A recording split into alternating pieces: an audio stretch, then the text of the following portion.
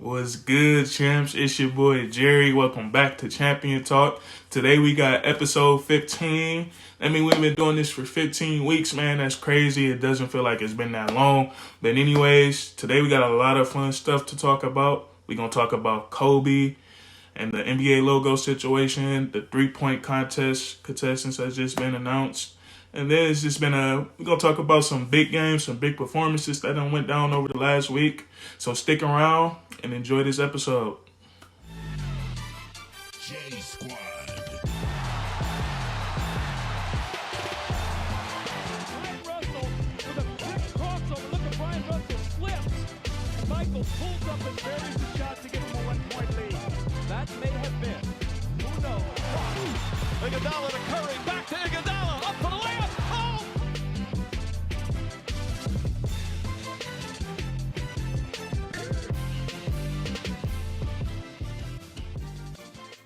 All right, guys, we're gonna kick it off with the Kobe situation, the logo situation. Now, last week, Kyrie Irving, and we all know how close him and Kobe were.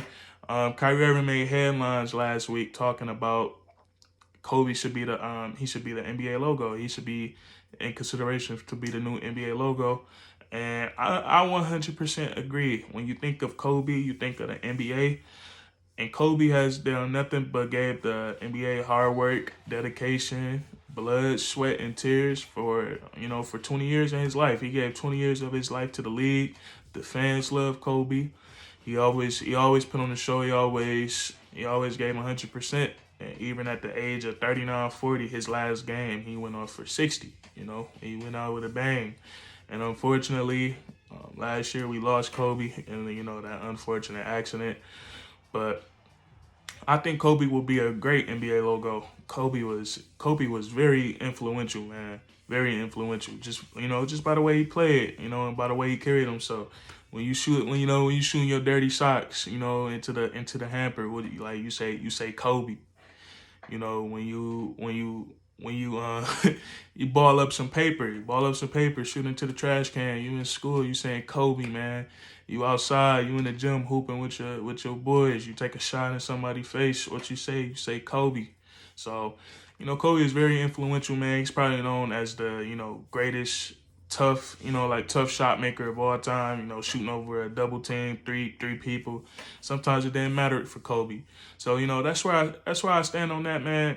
I think Kobe would be a great NBA logo. It's just the tough part would be what would his actual logo be? Like, would it be him shooting a fadeaway or shooting a pull up, or would it be like just like a tracing of Kobe's, like his figure? Because he didn't really have like a logo like how Michael Jordan got with the jump, man. So I think that would be the only tough part in figuring that out. But moving on, man. Just I think yesterday or 2 days ago, the NBA three-point contestants were announced. And boy, man, we got some shooters. Man. We got Stephen Curry. We got D-Book, Donovan Mitchell, Zach LaVine. And then we got the two young bulls from Boston. We got Jason Tatum and Jaylen Brown. Now, off the rip, you already know I'm gonna choose Curry because he's the best shooter of all time. But I say who I think will get eliminated first. I think it will be. I want to say Jason Tatum, man. Don't get me wrong.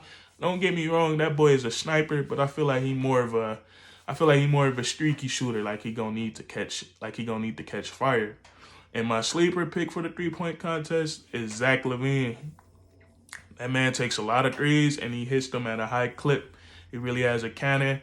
But as far as this is going to be a fun 3-point contest to watch because first of all these guys are all-stars.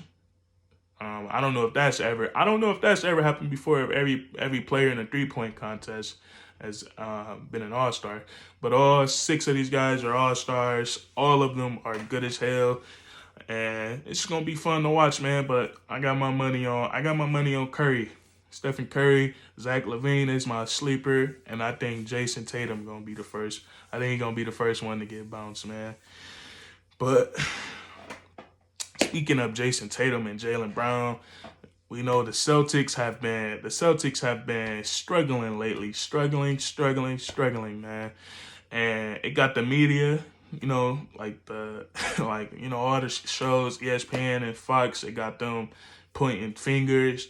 Got them pointing fingers all over that organization, pointing the fingers at Danny Ainge, pointing the fingers at the players, at the coach. But I don't think it's nothing wrong with that team, man. You got to think about it. They haven't been 100%. They've been missing Marcus Smart. They've been missing Kemba Walker, a guy that's averaged 29 before. And, now they getting back into, back into the feel of things. Kemba Walker got a messed up knee. He just, last night, they found a bright spot last night, beat the Los Angeles Clippers. Even though what's his name didn't play, Kawhi Leonard, the Los Angeles Clippers, as we know, is still a very deep, tough team. Paul George was, he was playing on the show. But, Kemba Walker poured 25 on them last night, helped the Celtics beat them. And I think it's a bright spot for them, man. A win that they needed to beat a team, a well-coached team like the Clippers. And I think the Celtics are going to be just fine. I honestly think their biggest problem is not their coach. It's not their GM. I think they need more depth, man. Like, if Jason Tatum and Jaylen Brown, if they not doing, producing like they usually do, it's like, or even Kemba, it's like who gonna fill in for them? And it's just, I think they need more depth. I would keep Kemba, Jaylen Brown, and Jason Tatum together. Or, yeah, I would. Yeah, because that's like, they made it to the Eastern Conference Finals last year. They got bounced by a very vibrant Miami Heat team. But now, we got the Brooklyn Nets in that mix too. So I like the Celtics, man. I would like to see them get some more depth, man. And I'm honestly not sure if that should be at the expense of Kemba Walker or not. I think that was something I would have to I think that would be something I would have to think about, long. I would have to think about that long and hard. No pause, man. No homo. But but yeah, man, that's like, the Celtics got a big win over the Clippers last night. Maybe it's a bright spot for them to turn this season around. And moving on, James Harden. I've been talking about James Harden a lot. I mean, everybody has been talking about James Harden a lot. But that boy put on a show Sunday against the Spurs. He had a crazy triple-double. He had 30 points, 16 assists, and I forget how many rebounds he had. But he had a triple-double, and that's not even the craziest part about his stat line. He had 16 assists with 0 turnovers. For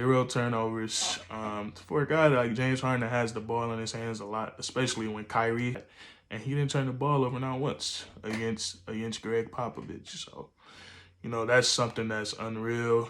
James Harden, I just made an MVP video, yesterday. It's released. Go check it out. I had him number 5 on there. Off that performance right there, I think he just moved up to number 4. Because that's just ridiculous, man. Since he's gotten to Brooklyn, even though, what he did to get there, it was ugly, but, it is what it is. He's been hooping, man. He's averaging 25, 11, and he's averaging 8 rebounds, almost averaging 10. And he's just man, I'm telling you, man, he looks like he's enjoying coming off that pill, man. He's looking to pass first and score later. And he has court vision, man. He's leading the league at assists. So his assists ain't no fluke, man. He's actually looking to pass the ball. And honestly, man, the Brooklyn Nets just look scary. Look scary. It's gonna take a lot to beat all that talent because, you can't really outscore them. Can't outscore James Harden, Kyrie, and Kevin Durant. And they start playing defense, man, especially in the playoffs. They start playing defense. It's gonna be ugly. The only concern about them is, their bigs. Like, they run against Embiid or, AD. If AD's healthy, what are they gonna do? What are they gonna do to What are they going to do to stop Embiid? Because, we know, sometimes Brooklyn they like to go small, take Jordan out the game. But, they can't really do that against, like, teams like Philly, especially with Ben Simmons and Joel Embiid. They're going to have a field day in the paint, man. So,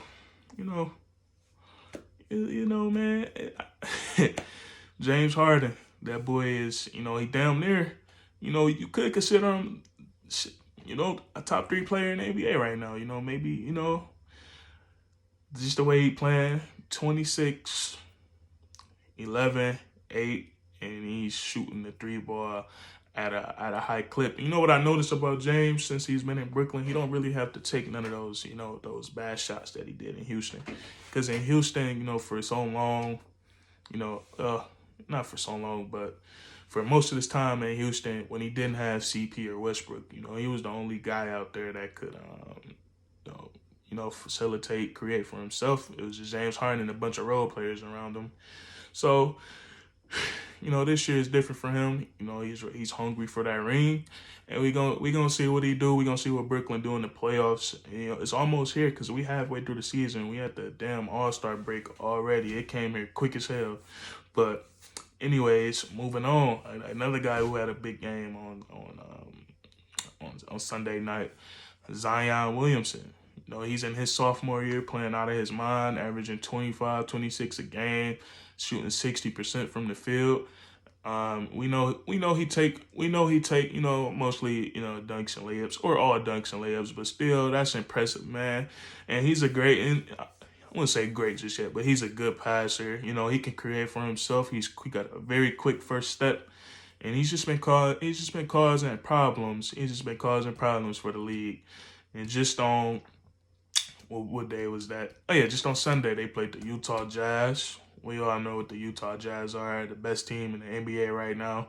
They're very deep. Donovan Mitchell, Rudy Gobert, them boys be playing out of their mind.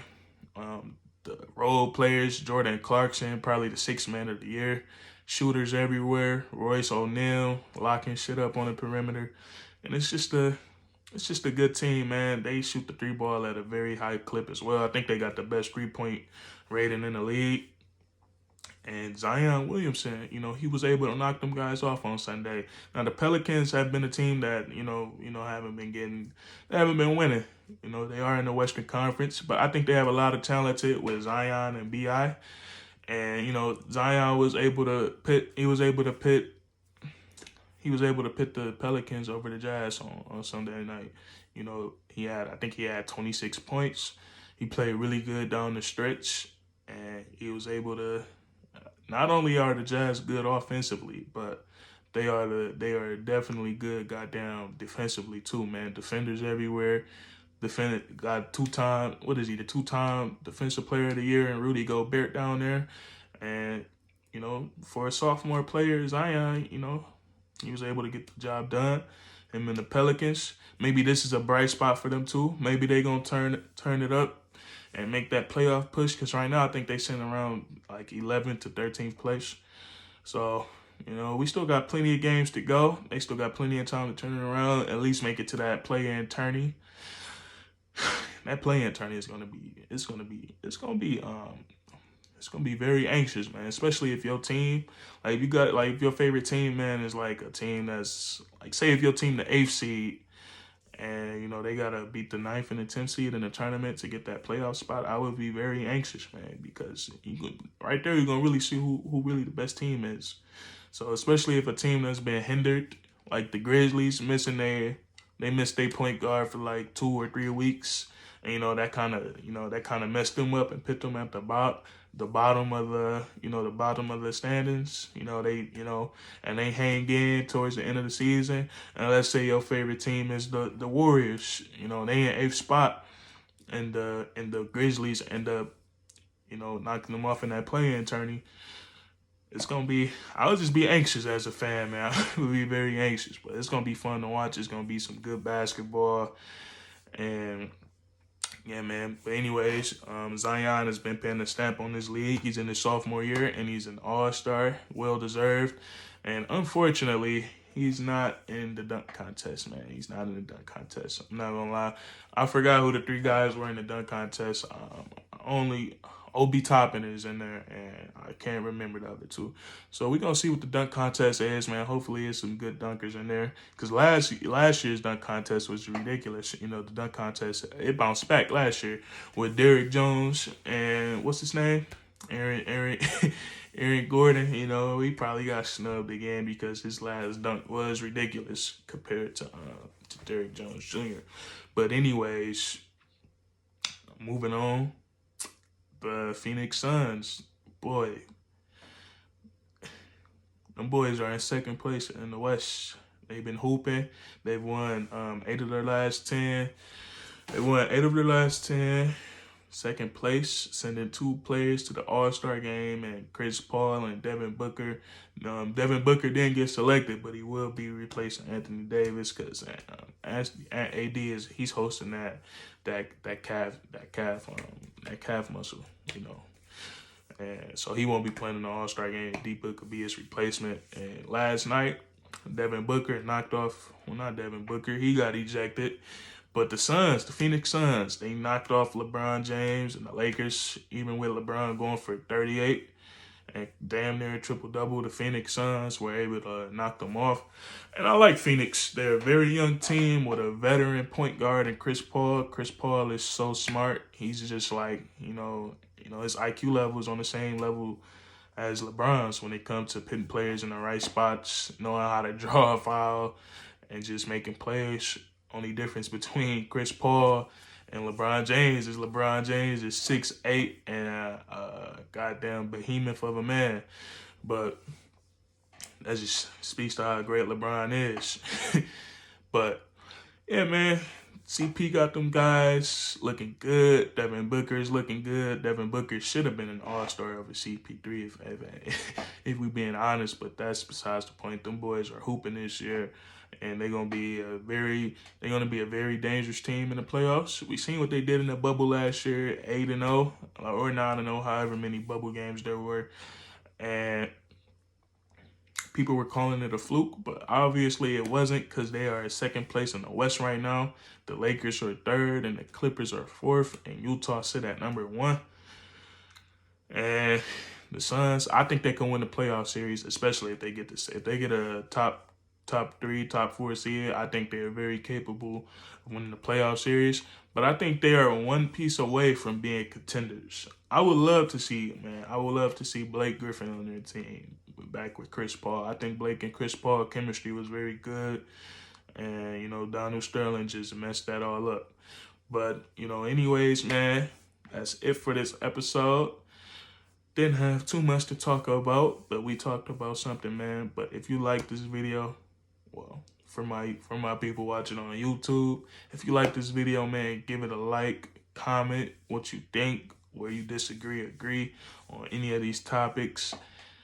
Subscribe, and for my podcasters out there that's listening to the audio, make sure you follow if you're on Spotify, subscribe if you're on Apple Podcasts. And man, I'm about to edit this video and get it out to you guys ASAP. And I'm out.